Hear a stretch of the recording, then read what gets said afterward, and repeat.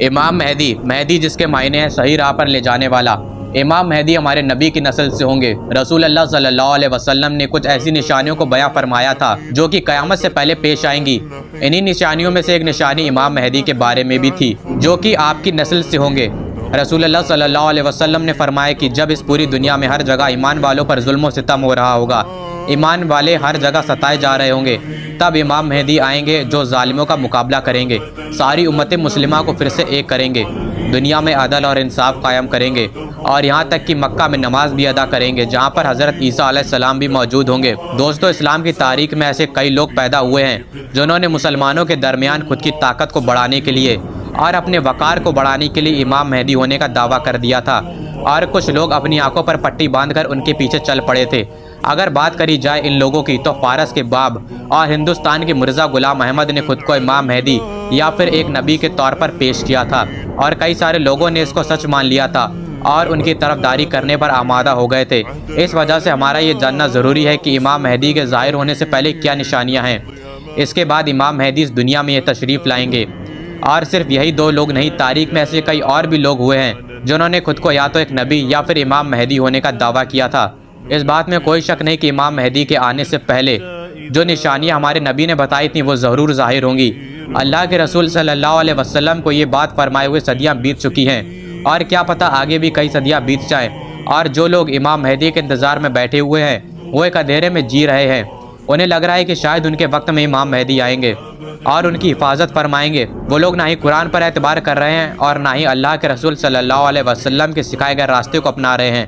جس طرح سلطان صلاح الدین ایوبی نے امام مہدی کا انتظار نہ کرتے ہوئے یروشلم کو فتح کیا تھا، ویسا ہی ہر کسی کو سوچنا چاہیے۔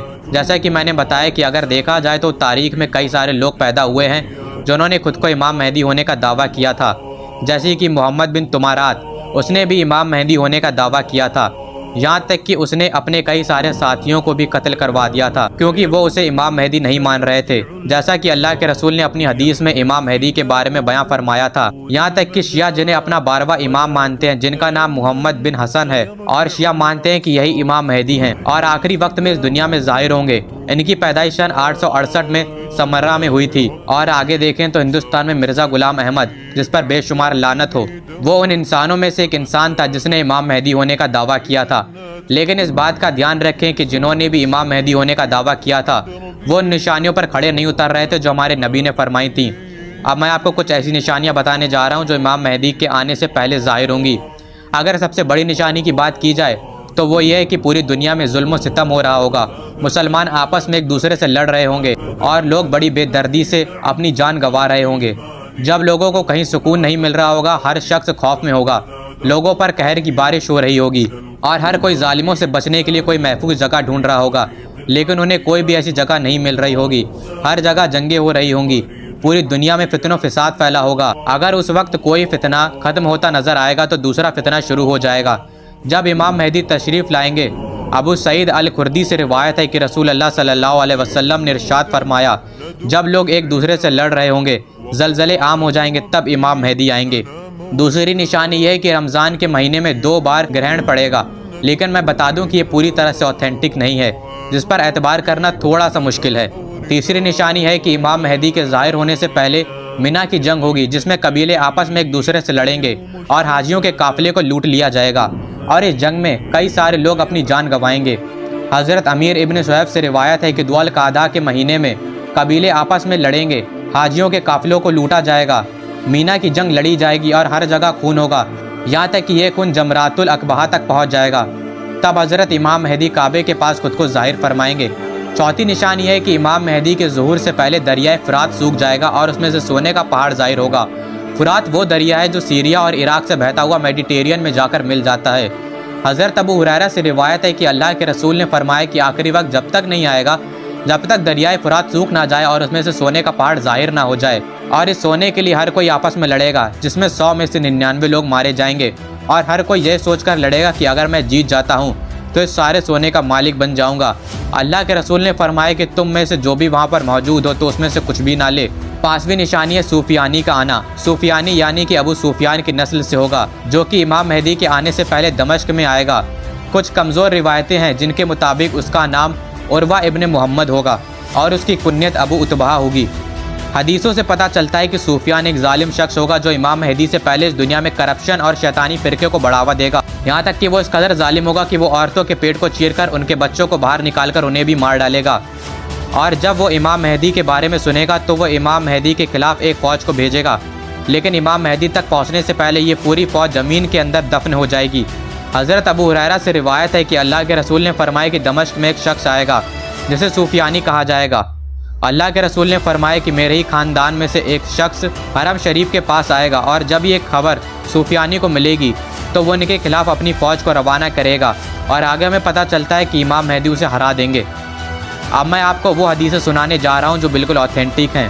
حضرت عبداللہ ابن مسعود سے روایت ہے کہ اللہ کے رسول نے فرمایا کہ دنیا جب تک ختم نہیں ہوگی جب تک میرے گھرانے میں سے ایک شخص کی حکومت پورے عرب پر قائم نہ ہو جائے۔ ترمذی والیوم 9 پیج نمبر 74، ابو داؤد والیوم 5 پیج نمبر 207۔ حضرت علی، حضرت ابو صحاب، حضرت ام سلمہ، حضرت ابو ہریرہ سے بھی اس حدیث کی روایت ہے۔ حضرت علی سے روایت ہے کہ اللہ کے رسول صلی اللہ علیہ وسلم نے فرمایا کہ قیامت سے پہلے اللہ میرے گھرانے سے ایک شخص کو ظاہر فرمائے گا جو اس دنیا میں عدل اور انصاف قائم کرے گا، وہ دنیا جو پوری ظلم و ستم سے بھری ہوگی۔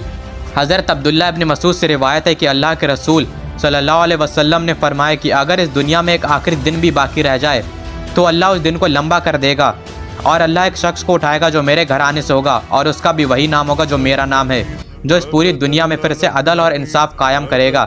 اور آپ نے فرمایا کہ آخری وقت جب تک قائم نہیں ہوگا جب تک میرے گھرانے میں سے ایک شخص کی حکومت پورے عرب پر قائم نہ ہو جائے، اور اس کا بھی وہی نام ہوگا جو میرا نام ہے۔ ابو داؤد کتاب 36 پیج نمبر 4269۔ حضرت ام سلمہ سے روایت ہے کہ اللہ کے رسول نے فرمایا کہ امام مہدی حضرت فاطمہ اور حضرت علی کی نسل سے ہوں گے۔ حضرت ابو سعید خدری سے روایت ہے کہ اللہ کے رسول صلی اللہ علیہ وسلم نے فرمایا کہ امام مہدی میری اولاد میں سے ہوں گے، اور وہ اس پوری دنیا میں عدل و انصاف قائم کریں گے، وہ دنیا جو پہلے برائی سے بھری ہوگی۔